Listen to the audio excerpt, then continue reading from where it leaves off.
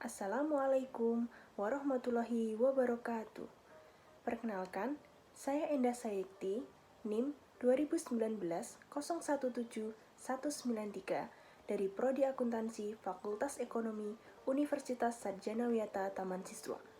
Di sini, saya akan mempresentasikan hasil penelitian saya yang berjudul Pengaruh Potensi, Kontribusi, Efektivitas, dan Efisiensi Pemungutan Retribusi Pasar terhadap pendapatan asli daerah Kabupaten Gunung Kidul. Untuk yang pertama, pendahuluan.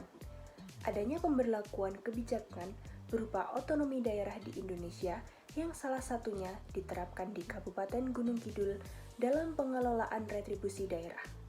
Kabupaten Gunung Kidul menerapkan otonomi daerah yang salah satunya dalam pengelolaan retribusi pasar.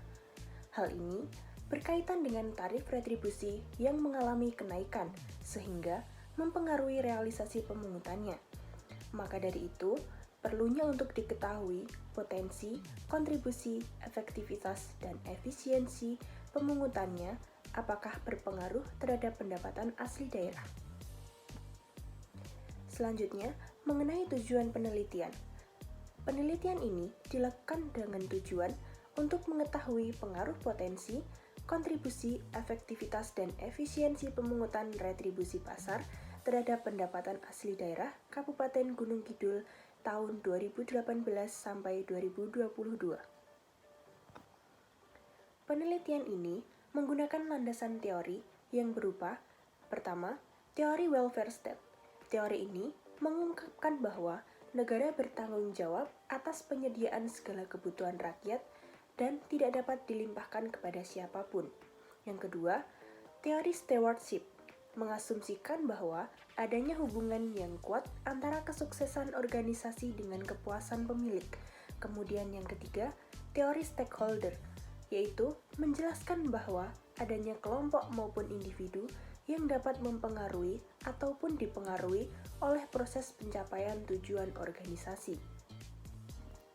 Kemudian, kerangka pikir dalam penelitian ini dapat dikemukakan dalam 4 hipotesis, yaitu potensi, kontribusi, efektivitas, maupun efisiensi pemungutan retribusi pasar berpengaruh positif terhadap pendapatan asli daerah Kabupaten Gunung Kidul tahun 2018 sampai dengan tahun 2022.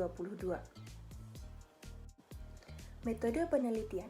Yang pertama, sifat penelitian. Penelitian ini bersifat asosiatif dengan pendekatan kuantitatif. Kemudian, populasi, sampel, dan teknik pengambilan sampel. Populasi pada penelitian ini adalah retribusi pasar di Kabupaten Gunung Kidul dengan sampel sejumlah 37 pasar atau dikelompokkan dalam 8 kemantenan pasar. Adapun teknik pengambilan sampel dilakukan secara purposive sampling. Kemudian, untuk teknik analisis data pada penelitian ini, yaitu data dianalisis dengan uji statistik deskriptif, uji asumsi klasik, dan uji hipotesis. Kemudian selanjutnya, hasil dan pembahasan. Yang pertama, hasil uji statistik deskriptif yang diketahui dengan 37 sampel dapat diketahui nilai minimum, maksimum, mean, dan standar deviasi dari masing-masing variabel yang digunakan dalam penelitian ini.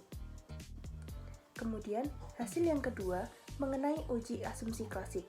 Uji asumsi klasik dalam pendekatan kuantitatif dilakukan dengan 4 uji. Yang pertama, uji normalitas. Yang kedua, uji multikolinearitas. Yang ketiga, uji heteroskedastisitas. Dan yang keempat adalah uji autokorelasi. Hasil yang selanjutnya mengenai uji hipotesis. Uji hipotesis ini terdiri dari 3 uji. Yang pertama, uji T parsial, yang kedua, uji F simultan, dan yang ketiga adalah koefisien determinasi yang ditampilkan dalam slide berikut ini.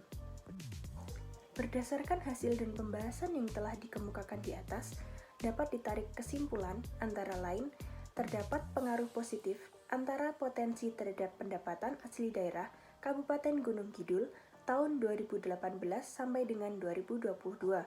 Yang kedua, terdapat pengaruh positif antara kontribusi terhadap pendapatan asli daerah Kabupaten Gunung Kidul tahun 2018 sampai dengan 2022. Yang ketiga, tidak terdapat pengaruh antara efektivitas terhadap pendapatan asli daerah Kabupaten Gunung Kidul tahun 2018 sampai dengan 2022. Yang keempat, tidak terdapat pengaruh antara efisiensi terhadap pendapatan asli daerah Kabupaten Gunung Kidul tahun 2018 sampai dengan 2022. Yang terakhir, potensi, kontribusi, efektivitas, dan efisiensi secara bersama-sama atau simultan mempengaruhi variabel pendapatan asli daerah sebesar 71,5%. Adapun saran yang dapat diberikan untuk penelitian selanjutnya antara lain, yang pertama, penelitian selanjutnya agar memperpanjang periode pengamatan dan menambah variabel baru yang bisa mempengaruhi variabel dependen dan menggunakan objek selain retribusi pasar seperti retribusi parkir ataupun retribusi tempat wisata yang dapat diteliti baik dengan teori yang baru maupun dengan metode yang berbeda. Kemudian yang kedua, penelitian selanjutnya agar memperluas wilayah penelitian untuk 2 kabupaten atau lebih, sehingga sampel yang digunakan lebih banyak dan mampu memberikan hasil penelitian yang maksimal. Kemudian yang ketiga, periode waktu penelitian selanjutnya harus diperpanjang katakanlah 10 tahun, sehingga data yang dipelajari dapat menghasilkan hasil yang paling komprehensif dan maksimal. Sekian presentasi dari hasil penelitian yang saya lakukan. Ada kurang dan lebihnya mohon maaf. Wassalamualaikum warahmatullahi wabarakatuh.